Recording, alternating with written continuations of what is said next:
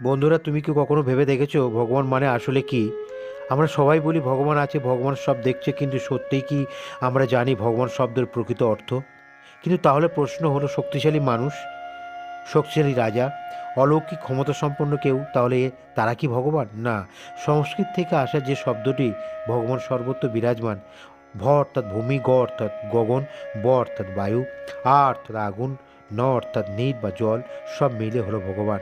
এবং যার মধ্যেই ছটি গুণ সম্পন্ন মাত্রা আছে, শাস্ত্র বলে তিনি হলো ভগবান। ছটি গুণ সম্পন্ন হলো কি?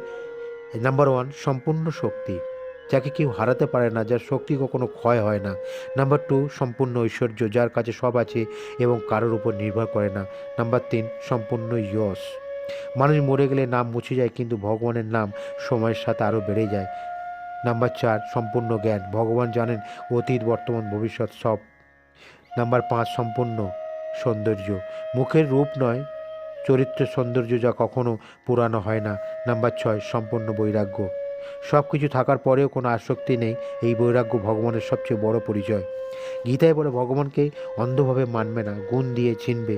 আর আমরা নিজের জীবনে এই গুণগুলো আনার চেষ্টা করব, জ্ঞান, সংযম, বৈরাগ্য আর সত্য দিয়ে। তাহলে আর কেউ তোমাকে ঠকাতে পারবে না।